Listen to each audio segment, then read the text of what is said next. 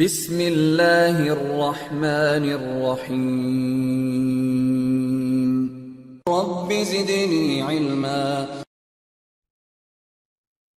إن الحمد لله نحمده ونستعينه ونستغفره ونؤمن به ونتوكل عليه ونعوذ بالله من شرور أنفسنا ومن سيئات أعمالنا من يهده الله فلا مضل له ومن يضلله فلا هادي له وأشهد أن لا إله إلا الله وحده لا شريك له وأشهد أن محمدا عبده ورسوله فإن خير الحديث كتاب الله وخير الهدي هدي محمد صلى الله عليه وسلم وشر الأمور محدثاتها وكل محدثة بدعة وكل بدعة ضلالة وكل ضلالة في النار. قال الله تبارك وتعالى في القرآن المجيد والفرقان الحميد بعد أن أقول أعوذ بالله السميع العليم من الشيطان الرجيم من حمزه ونفخه ونفسه. يا أيها الناس اتقوا ربكم الذي خلقكم من نفس واحدة وخلق منها زوجها وبث منهما رجالا كثيرا ونساء واتقوا الله الذي تساءلون به والأرحام إن الله كان عليكم رقيبا. يا أيها الذين آمنوا اتقوا الله حق تقاته ولا تموتن إلا وأنتم مسلمون. يا أيها الذين آمنوا اتقوا الله وقولوا قولا سديدا يصلح لكم أعمالكم ويغفر لكم ذنوبكم ومن يطع الله ورسوله فقد فاز فوزا عظيما. الحمد لله خالق الوجود من العدم الذي علم بالقلم علم الإنسان ما لم يعلم. والصلاة والسلام على سيد الأشرف الأنبياء المرسلين نبينا محمد وعلى آله وأصحابه أجمعين. رب اشرح لي صدري ويسر لي أمري واحلل عقدة من لساني يفقهوا قولي. سبحانك لا علم لنا إلا ما علمتنا إنك أنت العليم الحكيم. بعض خدشات کی حقیقت. یہاں پر شیخ نے جو اعتراضات صحابہ رضوان اللہ تعالی مجمعین پر کیے جاتے ہیں اور بعض اعتراضات اور جو بعض پڑھے لکھے لوگوں نے بھی کیے ہیں جن سے اس موضوع میں خطا ہوئی ہے، ان کا تعاقب کیا ہے شیخ ارشاد الحق اثری حفظہ اللہ نے. کہتے ہیں ائمہ سلف کی ان تصریحات کے برعکس بعض حضرات، یعنی کن تصریحات کے برعکس؟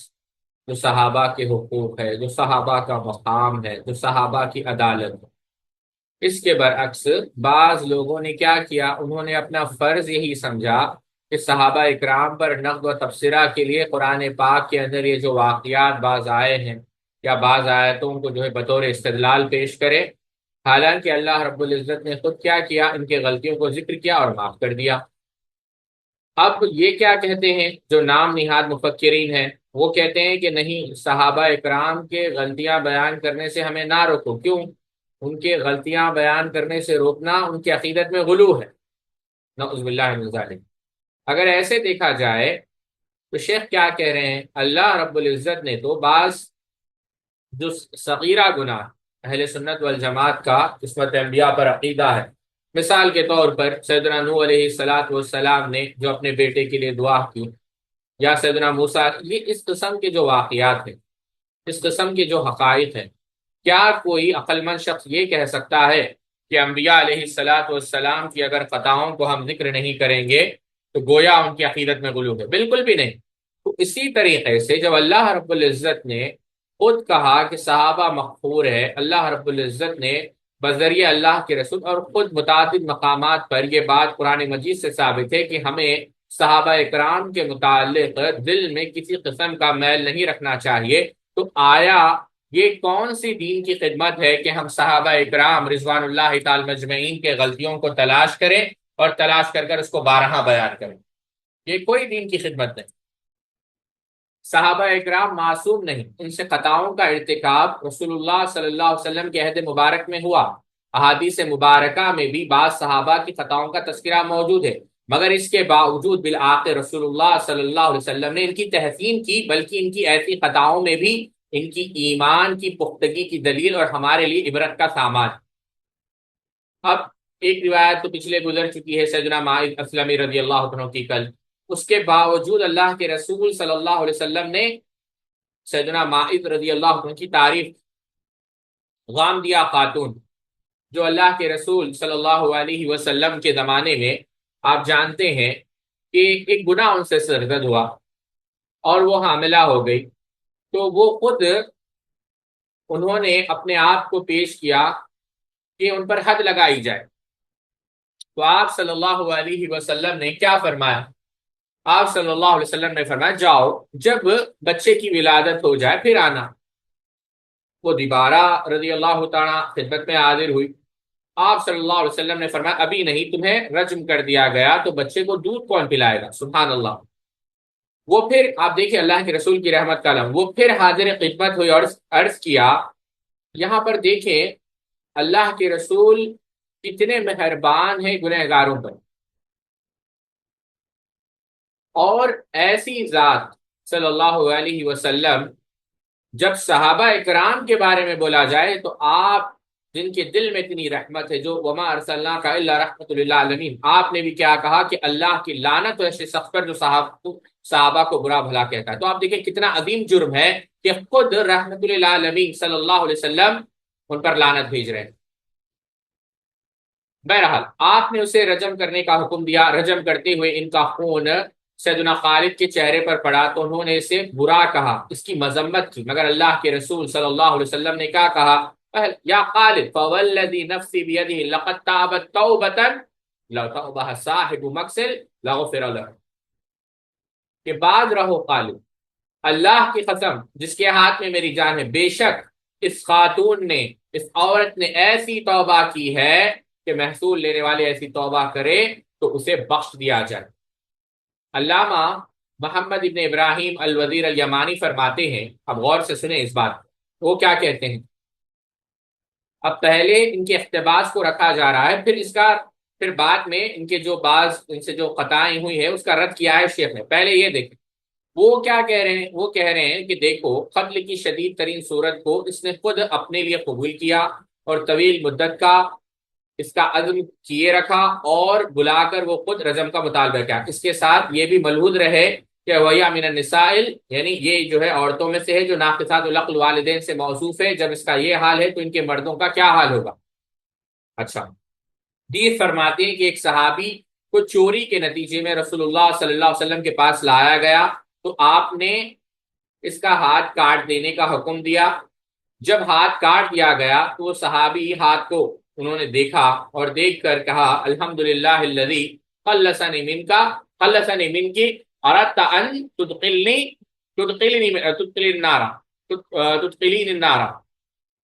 تدخلین النار، اللہ کا شکر ہے جس نے تجھ سے میری یعنی تجھ سے مجھ کو دور کر دیا، یعنی چھٹکارا دے دیا، تو چاہتا تھا کہ میں جہنم میں داخل ہو جاؤں۔ اچھا، یہ اور ایسے ہی صحابہ اکرام کے دیگر واقعات سے ان کی ایمان کی پختگی ہی ظاہر ہوتی ہے۔ اللہ سبحانہ وتعالیٰ کا ارشاد ہے وَلَٰكِنَّ اللَّهَ حَبَّبَ إِلَيْكُمُ الْإِيمَانَ وَزَيَّنَهُ فِي قُلُوبِكُمْ وَكَرَّهَ إِلَيْكُمُ الْكُفْرَ وَالْفُسُوقَ وَالْعِصْيَانَ أُولَٰئِكَ هُمُ الرَّاشِدُونَ۔ مفسرین کا بیان یہ ہے، اس سے قبل کی آیت فتح مکہ کے بعد نازل ہوئی، اس دور میں صحابہ اکرام کے بارے میں اللہ رب العزت نے فرمایا کفر اور فسق و فجور سے ان کے دلوں میں نفرت پیدا کر دی گئی۔ حافظ ابن کثیر نے فسوق سے کبیرہ گناہ، عصیان سے تمام گناہ مراد لیا، یعنی صحابہ اکرام تمام صغیرہ و کبیرہ گناہوں سے متنفر تھے اور یہ نفرت ان کے دلوں میں اللہ تعالیٰ نے پیدا کر دی۔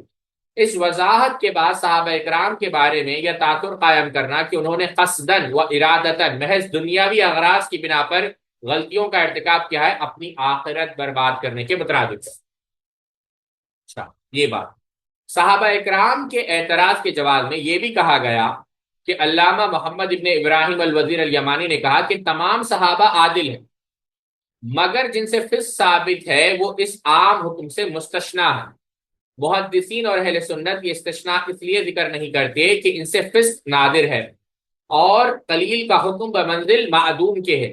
ان میں سے ایک ولید بن عقبہ ہے اور صحیح مسلم وغیرہ میں ہے کہ انہوں نے شراب پی، اس پر گواہوں نے گواہی دی اور ان پر حد شراب خمر نافذ کی گئی۔ علامہ ابن عبد البر اور علامہ ذہبی نے بھی ان کی شراب خمر کا واقعہ بیان کیا، بلکہ علامہ ذہبی نے ذکر کیا ہے کہ سیدنا علی رضی اللہ عنہ نے ایک موقع پر سیدنا ولید رضی اللہ عنہ کو فاسق کہا ہے، اور اس پس منظر میں یہ آیت نازل ہوئی افمن کان مؤمنا کمن کان فاسقا لا یستوون۔ علامہ ذہبی نے کہا کہ اس کی سند قوی ہے، امام واحدی نے اپنی تفسیر کے اندر، امام قرطبی نے اپنی تفسیر کے اندر، امام راضی نے اپنی تفسیر کے اندر یا ایھا الذین آمنوا ان جاءکم فاسق بنبأ فتبینوا کا سبب نزول بھی ولید ابن عقبہ ہے۔ اسی طرح ائمہ حدیث نے بسر بن ارطاء کو بھی فاسق قرار دیا۔ علامہ یمانی نے یہ بات توضیح الافکار روض الباسم الواسم والقواسم میں کہی ہے، بلکہ علامہ شوکانی نے بھی بسر بن ارطاء کی حدیث پر بحث کے دوران میں کہا ہے فثبوت صحبته لا يرفع القدح عنه على ما هو المذهب الراجح بل هو اجماع لا يختلف فيه اهل العلم كما حققنا ذلك في غير هذا الموضع وحققه العلامة محمد بن ابراہیم الوزیر فی تنقیحہ۔ اس کے صحابی ہونے کے ثبوت سے اس سے جرا و قدا ختم نہیں ہوتی راجح مذہب کے مطابق، بلکہ اس پر اہل علم کا اجماع ہے، جیسے کہ ہم نے ان کے علاوہ اور اس کے علاوہ اور موقع پر اور علامہ محمد ابن ابراہیم الوزیر نے اپنی تنقیح میں اس کی تحقیق کی۔ اچھا، یہاں تک ساتھیوں اگر آپ بات سمجھ گئے تو دو باتیں میں آپ کے سامنے رکھنا چاہوں گا۔ پہلی بات جو یہاں پر کہی جا رہی ہے ابن الوزیر کی طرف سے، جو کہ غلط ہے، وہ یہ کہہ رہے ہیں کہ تمام صحابہ عادل نہیں ہے، ایکسیپشنز ہے، کیونکہ بعض صحابہ کے متعلق یہ کہا گیا بلکہ خود صحابہ نے کہا کہ وہ فاسق ہے، نعوذ باللہ من ذالک، حالانکہ اس کی تحقیق ابھی آگے آئے گی۔ تو یہ بات پہلے انہوں نے پیش کی اور بطور دلیل دو صحابہ کو پیش کیا، ایک ولید ابن عقبہ کو اور دوسرے بسر بن ارطاء کو۔ یہاں پر ہو سکتا ہے وہ بسر بن ارطاء نہیں، جہاں تک ہمیں یاد آ رہا ہے اس سے بھی غلطی ہو سکتی ہے، وہ بسر بن ابی ارطاء، بسر بن ابی ارطاء الامیر۔ بہرحال اب ہم اس کو اب چھوڑتے ہیں، لیکن یہ دو بطور دلیل انہوں نے پیش کی۔ سمجھ گئے آپ؟ پہلی بات ساتھیوں، ہم اس سے قبل کہ وہاں شیخ کا جواب دیکھیں، ایک بات ہمیں یاد رہنی چاہیے۔ اصول کیا ہے؟ اصول کو ہم دوہرا لیتے ہیں۔ علامہ ابن صلاح رحمۃ اللہ علیہ نے کیا کہا؟ امت کا تمام صحابہ کرام کی عدالت پر اجماع ہے، اور ان صحابہ کرام کی عدالت پر بھی جو ان میں سے فتنے میں مبتلا ہو گئے، اللہ اکبر، دیکھیں ان کی بھی عدالت ساقط نہیں ہے، ان سے حسن ظن رکھنے اور دین کے لیے عظیم خدمات پیش کرنے کے سبب گویا اللہ نے امت کو ان کی تعدیل پر جمع کر دیا، اس لیے کہ وہ اس دین کے ناقل ہے، نقل کرنے والے۔ ان کی مقدمہ آپ اٹھا کر دیکھیں، اس کے اندر یہ بات ذکر کی ہے علامہ ابن صلاح رحمۃ اللہ علیہ۔ علامہ صفارینی رحمہ اللہ نے لوامع الانوار کے اندر ایک لطیف بات کہی۔ انہوں نے کیا کہا؟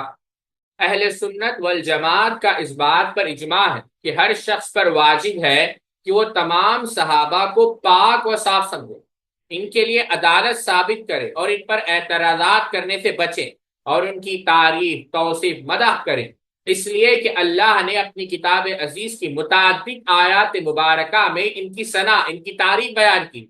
اس کے علاوہ وہ اگر اللہ اور اس کے رسول سے صحابہ کی فضیلت میں کوئی بات منقول نہ ہوتی، تب بھی ان کی عدالت پر یقین اور پاکی کا اعتقاد رکھنا اور اس بات پر یقین رکھنا ضروری ہوتا کہ وہ نبی کے بعد ساری امت کے افضل ترین افراد ہیں، اس لیے کہ ان کے تمام حالات اس کے مقتضا تھے۔ انہوں نے ہجرت کی، جہاد کیا، دین کی نصرت میں اپنی جان و مال کو قربان کیا، اپنے باپ اور بیٹوں کی قربانی پیش کی، اور دین کے معاملے میں باہمی خیرخواہی اور ایمان و یقین کا اعلیٰ مرتبہ حاصل کیا۔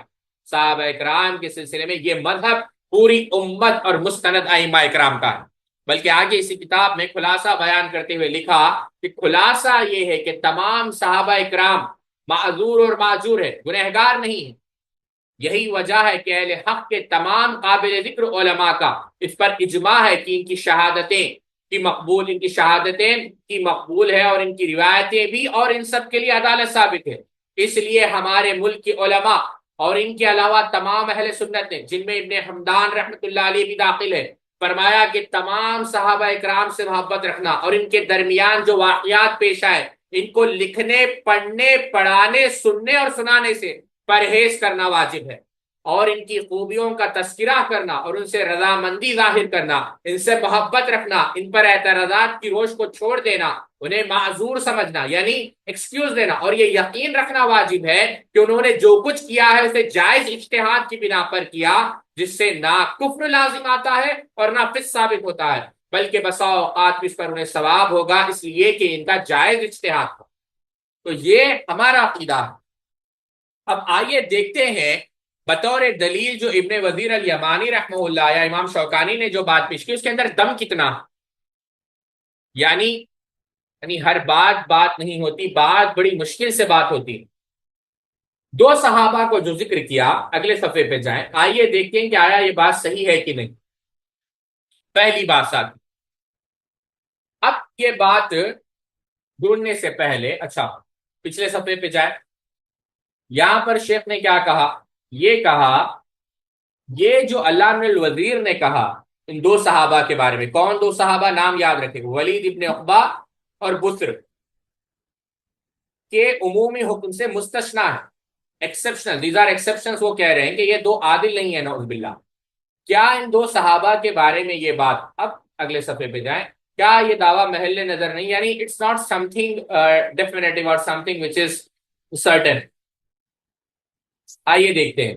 پہلی بات، بلا شبہ حضرت ولید بن عقبہ، یہاں پر ٹھہرتے ہیں، اور ٹھہر کر کیونکہ ولید بن عقبہ رضی اللہ عنہ کا ذکر آیا ہے، میں تھوڑا سا ایک مختصر خلاصہ آپ کے سامنے نقل کرتا ہوں۔ یہ ولید بن عقبہ رضی اللہ عنہ کون ہے ساتھیوں؟ ایک خاتون تھے جن کا نام تھا عروہ بنت قریظ۔ کیا نام تھا؟ عروہ بنت قریظ۔ یہ عروہ بنت قریظ کون ہے؟ یہ بیٹی ہے ام حکیم بنت عبد المطلب۔ جناب عبداللہ جو اللہ کے رسول صلی اللہ علیہ وسلم کے والد تھے، ان کے ساتھ یہ پیدا ہوئی، بلکہ آپ یوں سمجھ لیں کہ جڑوا بہن۔ آپ سمجھ رہے ہیں اس بات کو؟ جڑوا بہن۔ اچھا، یہ ام حکیم بنت عبد المطلب اللہ کے رسول صلی اللہ علیہ وسلم کی پھوپھی ہے۔ ام حکیم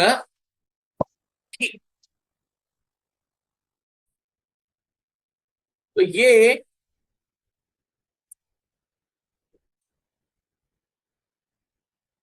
اللہ کے رسول صلی اللہ علیہ وسلم کے پھوپھی کے کون؟ ام حکیم بنت عبد المطلب۔ اچھا، ان کی ایک بیٹی تھی جن کا نام تھا عروہ، ایک بیٹا بھی تھا عامر، طلحہ، بہرحال عروہ بنت قریظ۔ اب پتا کیا چلا، یہ عروہ بنت قریظ کون ہے؟ اللہ کے رسول صلی اللہ علیہ وسلم کی پھپھیری بہن۔ فالو کر رہے ہیں آپ لوگ؟ تو عروہ بنت قریظ کے بیٹے ہیں ولید ابن عقبہ۔ یہاں پر ایک اور دلچسپ بات میں آپ کو بتاتا ہوں۔ عروہ بنت قریظ کا جو پہلا نکاح ہوا وہ عفان ابن عاص سے ہوا، عفان ابن ابی العاص، اور انہی سے ان کو بیٹا ہوا جو سیدنا ذو النورین عثمان ابن عفان رضی اللہ تعالیٰ عنہ۔ جب عفان ابن ابی العاص کا انتقال ہوا تو عروہ بنت قریظ نے نکاح کیا عقبہ ابن ابو معیط سے، جن سے ان کو بیٹا ہوا ولید، اور بھی بیٹے ہوئے، خالد بھی ایک بیٹے کا نام تھا۔ لیکن تو اس سے یہ بات میں بتانا چاہتا ہوں ساتھیوں، جو ولید ابن عقبہ یہ اللہ کے رسول صلی اللہ علیہ وسلم کے پھپھیری بہن کے بیٹے، اور سیدنا عثمان ابن عفان رضی اللہ تعالیٰ عنہ اور ولید ابن عقبہ، ان دونوں کے باپ الگ ہیں لیکن ماں ایک ہے۔ تو یہ ولید ابن عقبہ رضی اللہ تعالیٰ عنہ، اور ولید ابن عقبہ رضی اللہ تعالیٰ عنہ یہ کوفہ کے گورنر، سیدنا عثمان رضی اللہ عنہ ان کو کوفہ کا گورنر بنا، اور آپ نے اسلام قبول کیا فتح مکہ کے موقع پر۔ اللہ کے رسول صلی اللہ علیہ وسلم نے آپ کو صدقات جمع کرنے کی ذمہ داری دی، جو بنو مصطلق قبیلہ تھا، اور سیدنا عمر رضی اللہ عنہ کے دور میں بھی آپ کو صدقات بنو تغلب سے جو صدقات آتے ہیں اس کو جمع کرنے کی ذمہ داری آپ کو دی گئی۔ پھر آپ فتوحات میں بھی شامل تھے، اور بہت سارے جو رابیہ اور تنقید کا جو قلعہ تھا، یاد ابن غنم نے آپ کو اس کو فتح کرنے کے لیے بھیجا، اور بھی بہت سارے آپ کی خدمات ہے دین کے لیے۔ ٹھیک ہے، تو ولید ابن عقبہ رضی اللہ تعالیٰ عنہ یہ صحابی، آئیے دیکھتے ہیں ان کے بارے میں بھی سمجھتے ہیں۔ ولید ابن عقبہ رضی اللہ تعالیٰ عنہ پر شراب پینے کی بنا پر سیدنا عثمان نے حد نافذ کی تھی، مگر قابل غور بات یہ ہے کہ شراب خمر کا یہ جرم عظیم ان کے فاسق ہونے کی کیا دلیل ہے؟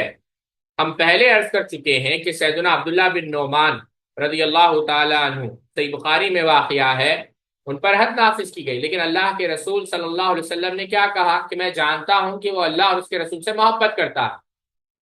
سیدنا ولید پر جب حد جاری کر دی گئی تو یہ حد ان کے گناہ کے کفارہ بن گئی۔ اللہ کے رسول صلی اللہ علیہ وسلم نے کیا کہا؟ وَمَنْ أَصَابَ مِنْ ذَلِكَ شَيْئًا فَعُوقِبَ فِي الدُّنْيَا فَهُوَ كَفَّارَةٌ لَهُ، اور جو کوئی ان گناہوں میں سے کچھ کر بیٹھے، اس کو دنیا میں اس کی سزا مل جائے تو وہ سزا اس کی گناہ کا کفارہ ہے۔ تو آپ کو اگر حد نافذ کر دی گئی تو وہی گناہ کا کفارہ ہو گیا۔ حافظ ابن حجر اسقلانی رحمۃ اللہ علیہ، تو پہلی بات تو یہ ہے کہ جس طرح اللہ کے رسول صلی اللہ علیہ وسلم نے کہا کہ عبداللہ ابن نعمان کیا ہے، اللہ سے محبت کرتے تھے، اللہ کے رسول سے، ہم بھی یہی بات کہتے ہیں کہ ولید ابن عقبہ اللہ سے محبت کرتے تھے، اللہ کے رسول سے۔ اور دوسری بات، حد نافذ کرنے کے بعد وہ کفارہ ہو گیا، گناہ نام اعمال میں رہا ہی نہیں، تو پھر بات کہاں رہے گی؟ یعنی عدالت کیسے ثابت ہو؟ ابن حجر اسقلانی نے اس پر تفصیلاً بحث کی اور اس موضوع کی دیگر روایات بیان کر کے فرمایا کہ جمہور کا یہی موقف ہے کہ حد نافذ ہو جانے سے گناہ معاف ہو جاتا۔ علامہ ابن الوزیر کی طرح بعض لوگوں نے سیدنا ولید ابن عقبہ پر جو ہے دیگر یعنی اس نوعیت کے اعتراض میں علامہ سقاوی رحمہ اللہ نے کیا کہا؟ اما الولید وغیرہ ممن ذکر بها اشار الیہ فقد کف النبی صلی اللہ علیہ وسلم بل لعن بعضهم بقوله لا تلعنه فوالله ما علمت الا انه يحب الله ورسوله كما كف عمر عن حاتم رضی اللہ عنہما قائلا له انه شهد بدرا وما يدريك لعل الله اطلع على اهل بدر فقال اعملوا ما شئتم فقد غفرت لكم۔ اب یہاں پر دیکھیں، اگلے صفحے پہ جائیں، علامہ سقاوی رحمۃ اللہ علیہ نے فتح المغیث کے اندر کہا کہ جہاں تک مسئلہ سیدنا ولید ابن عقبہ رضی اللہ تعالیٰ کا ہے تو ہم کہتے ہیں کہ اس میں تو اللہ کے رسول صلی اللہ علیہ وسلم کا جو اشارہ ملتا ہے کہ اللہ کے رسول نے صحابی کو، ایک جو صحابی تھے عبداللہ ابن عمر، روکا کہ ان پر لعنت مت کرو کیوں یہ اللہ سے، اللہ کے رسول سے محبت کرتے ہیں۔ سیدنا حاتب کو بھی روکا، سیدنا عمر کو روکا سیدنا حاتب کے بارے میں بولنے سے، کیوں کہ وہ اہل بدر میں سے تھے۔ تو اب کیا کہا علامہ سقاوی رحمۃ اللہ علیہ نے؟ بالخصوص جو ان سے صادر ہوا اس سے توبہ ہوئے، مخلص تھے، اور حدود گناہوں کا کفارہ ہے۔ یعنی جب ولید ابن عقبہ پر حد نافذ کر دی گئی تو وہ ان کے گناہ کا کفارہ بن گیا۔ بلکہ سیدنا ولید رضی اللہ عنہ کے بارے میں بالخصوص کہا گیا ہے کہ بعض اہل کوفہ نے، غور سے سنیں اس بات، کیا کہا؟ بل قیل فی الولید بخصوصہ ان بعض اہل الکوفۃ تعصبوا علیہ فشہدوا علیہ بغیر الحق وبالجملۃ فترک القوض فی ھذا ونحوہ متعین۔ کہا کہ سیدنا ولید بن عقبہ کے بارے میں یہ بھی بات ہے کہ بعض اہل کوفہ نے عصبیت میں ان کے خلاف شراب نوشی کی ناحق گواہی۔ خلاصہ کلام یہ ہے کہ اس جیسے واقعات میں بحث و تکرار نہ کرنا ہی طے شدہ فیصلہ ہے۔ حافظ ابن حجر اسقلانی رحمہ اللہ نے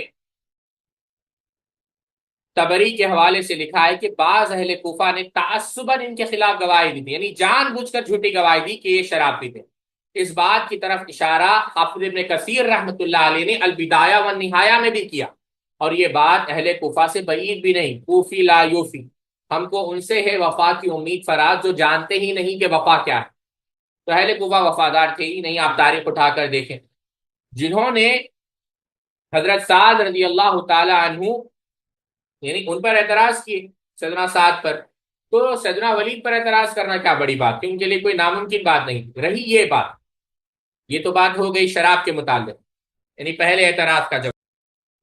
رہی یہ بات کہ سیدنا علی نے سیدنا ولید کو فاسق کہا تھا، اور اس لیے اس پس منظر میں سورۃ السجدہ کی آیت نازل ہوئی، فمن کان مؤمنا کمن کان فاسقا لا یستوون، اور علامہ ذہبی نے اس کی سند کو قوی کہا، لیکن یہ قصہ بھی درست نہیں ہے۔ یہ قصہ بھی، یہ بات بھی درست نہیں ہے کہ سیدنا علی نے ان کو فاسق کہا۔ کیوں؟ ساتھ سوچنے کی بات، کیونکہ اس کو روایت کرنے والے محمد بن عبد الرحمن بن لیلہ جو اگرچہ صدوق ہے لیکن ان کا جو حافظہ ہے بہت ہی کمزور ہے۔ امام یحییٰ بن سعید القطان نے یہی بات کہی، امام یحییٰ بن معین نے یہ بات کہی، بلکہ امام احمد نے کہا کہ مضطرب الحدیث، اضطراب ان کے اندر پایا جاتا ہے ان کی حدیثوں کے اندر۔ امام دارقطنی نے کہا، امام شعبہ نے یہی بات، امام شعبہ نے تو یہاں تک کہا کہ ان سے زیادہ کمزور حافظے والا میں نے کسی کو نہیں دیکھا۔ ابن حبان رحمۃ اللہ علیہ نے بھی یہی بات کہی کہ ان کا جو حافظہ ہے بہت زیادہ خطا کرنے والا، ان کی جو زیادہ حدیث منکر ہے۔ علی بن مدینی رحمۃ اللہ علیہ، امام ابو حاتم، امام ساجی، پورے جو ہے ان پر جرح کی ہے کہ ان کا جو حافظہ تھا وہ کمزور تھا، اور حوالے آپ حاشیے میں دیکھ سکتے ہیں۔ بلکہ امام ترمذی نے ذکر کیا ہے کہ امام بخاری جو امیر المؤمنین فی الحدیث ہے، انہوں نے کیا کہا، یعنی ان کی جو حدیث ہے، یعنی اگرچہ یہ صدوق ہے اور اس کی صحیح حدیث کی ضعیف سے تمیز نہیں، انہوں نے اس کی حدیث کو بہت ضعیف قرار دیا۔ حافظ ابن حجر رحمہ اللہ نے بھی یہی بات کہی۔ تو یہ جو راوی ہے اس کا جو حافظہ ہے کمزور ہے، تو پھر یہ بات کیسے درست ہو سکتی ہے کہ سیدنا علی رضی اللہ تعالی عنہ سے کوئی بات نقل کرے ہو اور یہ ان کا جو حافظہ ہی غلط ہے، تو یہ اثر کیسے قبول کیا جاتا ہے؟ یہاں تلک لکھ چکا تھا کہ شیخ سلیم الہلالی اور شیخ محمد بن موسیٰ کی کتاب الاستیاء فی بیان سبب الاختلاف کو دیکھنے کا اتفاق ہوا۔ انہوں نے بھی ان روایت کے بلکہ اس موضوع کی دیگر سب روایت کو ضعیف قرار دیا، یعنی متاخرین متقدمین۔ مزید علامہ قرطبی نے اس کے برعکس یہ قول بھی ذکر کیا ہے کہ یہ آیت سیدنا علی اور سیدنا اور ولید کے باپ عقبہ بن نبی معیط کے بارے میں نازل ہوئی، نہ کہ ولید کے بارے میں۔ چنانچہ ان کے الفاظ ہے وَذَكَرَ زُجَّاجُ وَالنُّحَاسُ، یہ مفسرین ہے ساتھ، وَذَكَرَ زُجَّاجُ وَالنَّحَاسُ أَنَّهَا نَزَلَتْ فِي عَلِي وَعُقْبَةَ ابن ابی معیط، ولید بن عقبہ کے بارے میں نہیں، بلکہ اس قول کے ساتھ ہی انہوں نے علامہ نے عطیہ سے بھی یہ نقل کیا کہ اس قول کی بنا پر یہ آیت بھی مکی ہے۔ علامہ سیوطی نے بھی خطیب بغدادی، ابن مردوے اور ابن عساکر کے حوالے سے ذکر کیا کہ حضرت ابن عباس نے فرمایا اس آیت کا مصداق سیدنا علی اور عقبہ ابن ابی معیط۔ یہ روایت بھی بلا شبہ ضعیف ہے، مگر ہمارا مقصد صرف اتنا تھا کہ سابقہ قول کے مقابلے میں ایک اور قول بھی منقول ہے، بلکہ قرآن مجید کے سیاق کو دیکھا جائے تو یہی دوسرا قول قرین انصاف معلوم ہوتا ہے، کیونکہ اس آیت مبارکہ میں فرمایا گیا کہ مومن اور فاسق یکساں نہیں، اس کے بعد مومنوں کے لیے جنت کی بشارت اور فاسقوں کے لیے جہنم کی وعید بنائی ہوئی۔ تو یہی بات درست ہے کہ مومن سیدنا علی ہے، جنت اللہ تعالیٰ ان کو عطا کرنے والا ہے، فاسق عقبہ ہے اور جہنم اس کو عطا کی جائے گی۔ تو یہ کانٹیکسٹ وائز بھی اگر دیکھیں تو یہی بات درست معلوم ہو رہی ہے پہلے قول کے مقابلے، آپ سمجھے؟ جس سے یہ بھی بیان ہوا کہ فساق جہنم سے نکلنے کا ارادہ کریں گے تو انہیں جہنم میں لوٹا دیا جائے گا اور انہیں کہا جائے گا کہ آپ کی یہ سزا تمہاری تکذیب کا نتیجہ۔ ظاہر ہے کہ یہاں مکذبین سے مراد کون ہے؟ کفار ہے، اور اس کا مصداق عقبہ بن ابی معیط تو ہے، سیدنا ولید نہیں۔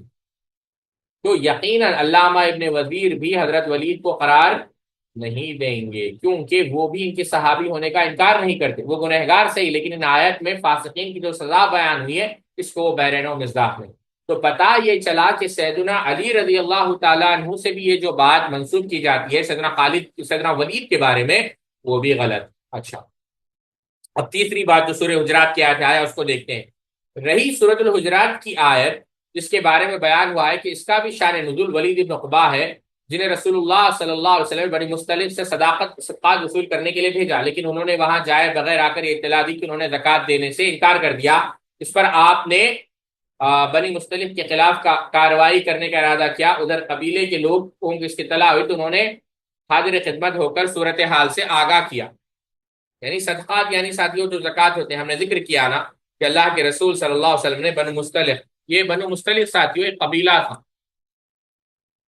جو قریش کے ساتھ تھا، جو بنو مختلف قبیلہ تھا جو اصل میں بنو قزا کا ایک قبیلہ تھا۔ یہ بنو مختلف ہم تفصیل سے آپ کبھی پڑھنا چاہیں تو آپ دیکھ سکتے ہیں، بہت سارے لوگ بنو مختلف سے ہیں۔ ابھی وہ موضوع نہیں ہے ورنہ ہم آپ کو بتا دیں۔ اچھا، تو وہ یہ لوگ آئے، اس پس منظر یاد نازل ہوئی کہ اگر تمہارے پاس کوئی فاسق آ کر خبر دے تحقیق۔ اب یہ واقعہ مختلف اسانی سے منقول ہے، مگر اس میں بھی کوئی مستند روایت موجود نہیں۔ ابن کثیر رحمہ اللہ نے جس کی سند سب سے حسن قرار دیا وہ مسند احمد میں ہے، حضرت حارث رضی اللہ عنہ سے مروی ہے۔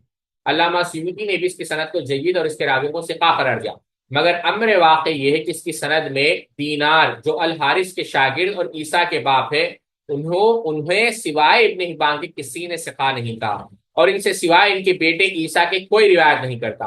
امام ذہبی رحمہ اللہ نے میزان الاعتدال فی نقد الرجال میں اسے ذکر کیا اور اس کے بارے میں کوئی تعدیل یا ذرا ذکر نہیں کی، بس اتنا فرمایا کہ اس سے صرف اس کا بیٹا روایت کرتا ہے۔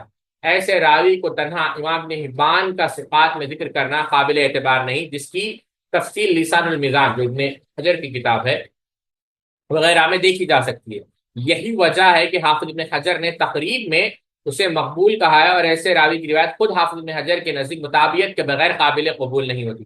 مطابعت یعنی کروبوریٹنگ رپورٹس، یعنی کوئی اور بھی اس کو نقل کرے تو جب مطابعت میں ہو، لیکن وہ منفرد ہو تو وہ الگ مسئلہ ہوگا۔ اچھا، جیسا کہ مقدمہ تقریب میں انہوں نے وضاحت کر دی، یہی وجہ ہے کہ الاستیاب کے مصنفین نے بھی اسے ضعیف ہی قرار دیا ہے۔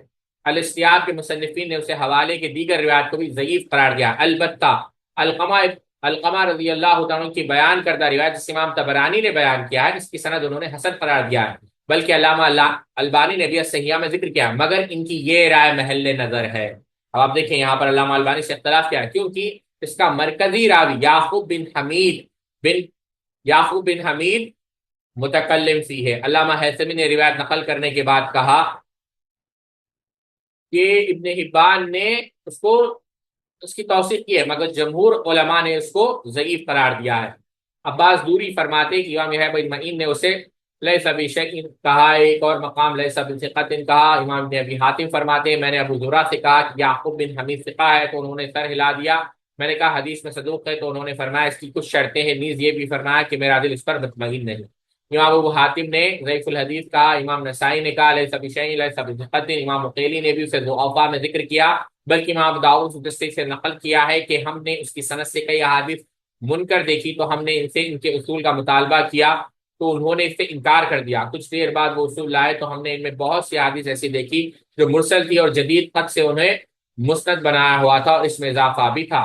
حافظ ذہبی نے اسے صاحب مناکیر و غرائب کہا، اور میزان الاعتدال کے علاوہ المغنی اور دیوان الضعفاء میں بھی اس کا ذکر کیا، بلکہ مغنی میں امام یحییٰ، نسائی، ابو حاتم کی جرح نقل کر کے کہا ہے وقال غیرہ لیس بحجۃ، اور دیوان میں امام حاتم کی جرح ذکر کی ہے۔ امام حاکم نے فرمایا کہ یعقوب پر کسی دلیل کی بنا پر کلام نہیں، مگر علامہ ذہبی نے بھی وہاں پر تعقب کر کے لکھا کہ بہت سارے محدثین نے ان کو ضعیف قرار دیا۔ امام بخاری نے اگلے صفحے پہ جائے۔ بہرحال یہ پورے دلائل پیش کرنے کے بعد شیخ ارشاد اللہ قصری کہتے ہیں کہ یہ جو تیسری بات ہے سیدنا ولید بن عقبہ سے متعلق کہ انہوں نے جھوٹ کہا کہ بنی مصطلق نے زکوٰۃ دینے سے انکار کر دیا، اس لیے سورہ حجرات کی آیت نازل ہوئی، یہ قصہ بھی ثابت نہیں ہے، کیونکہ اس کو بیان کرنے والے راوی جمہور محدثین کے نزدیک ضعیف ہے۔ خود علامہ ابن کثیر رحمہ اللہ نے بھی کیا کہا کہ مجھے اس پر اطمینان نہیں ہے، اگرچہ بہت ذکر ذلك غیر واحد من المفسرین واللہ عالم بصحت ذلك، کہ بہت سارے مفسرین نے ذکر کیا ہے کتابوں کے اندر، لیکن اس کے صحت کا ہمیں علم نہیں، یعنی دل مطمئن نہیں۔ ممکن یہ ہے کہ یہ کہا جائے کہ تہذیب میں امام ابو احمد الحاکم سے منقول ہے کہ یعقوب بن حمید صحیح بخاری کا راوی، اور حافظ بن حجر نے کہا کہ ابو اسحاق اور ابن مندہ نے بھی یہی کہا، اس لیے وہ ضعیف کیوں ہو سکتا ہے؟ مگر صحیح یہ ہے کہ ابن حمید صحیح بخاری کا خطاً راوی نہیں، جو خود حافظ بن حجر نے فتح الباری میں اس پر تفصیلاً بحث کی ہے۔ صحیح بخاری کا راوی تو یعقوب بن محمد الزہری ہے، یا یعقوب بن ابراہیم ہے، اور یہی دوسرا قول زیادہ راجح ہے۔ امام البرقانی سے نقل ہے ابن حمید شرط بخاری پر نہیں، اس لیے ابن حمید کی توثیق کا یہ سہارا بھی درست نہیں۔ پھر اگر اس موضوع کی مجموعی روایت کی تناظر میں تسلیم بھی کیا جائے، اس کا شان ولید بن عقبہ تھے، تو انہیں روایت سے یہ معلوم ہوتا ہے کہ حضرت ولید جب گئے اور بنو مصطلق کے افراد نے ان کا استقبال کیا، انہوں نے غلط فہمی میں یہ سمجھا کہ وہ مجھے قتل کرنا چاہتے، اور اس پر وہ بھاگ نکلے اور رسول اللہ صلی اللہ علیہ وسلم کی خدمت میں حاضر ہو کر ان کی شکایت کر دی۔ بلکہ ام سلمہ رضی اللہ عنہ کی روایت میں ہے کہ فحدثہ الشیطان انہم یریدون قتلہ، کہ شیطان نے ان کے دل میں یہ بات ڈال دی کہ انہیں قتل کرنا چاہتے ہیں۔ حافظ ابن کثیر نے بھی یہی بات فرمائی، وہ ولید کے استقبال کے لیے نکلے تو انہوں نے خیال کیا کہ ان کے قتل کے لیے آ رہے ہیں، اور یوں وہ واپس پلٹ آئے۔ بات یہ ہے، دیکھ اس لیے حضرت ولید سے جو غلط فہمی میں ہوا، لہٰذا اس بنا پر ان کے فاسق ہو جانے اور ان کی عدالت کے ختم ہو جانے کا حکم لگانا سراسر سینہ زوری۔ اگر ولید رضی اللہ عنہ واقعتاً ایسے ہوتے تو پھر سیدنا ابو بکر خزاع قبیلے کے صدقات وصول کرنے پر مامور نہ کرتے۔ بات سمجھے آپ؟ اگر یہ واقعہ کہ یہ فاسق نعوذ باللہ من ذلک انہی کے متعلق اترتا تو بعد میں آنے والے صحابہ ان کو مقرر کرتے یا ان کو معزول کرتے؟ معزول کرتے، لیکن ان کو معزول نہیں کیا۔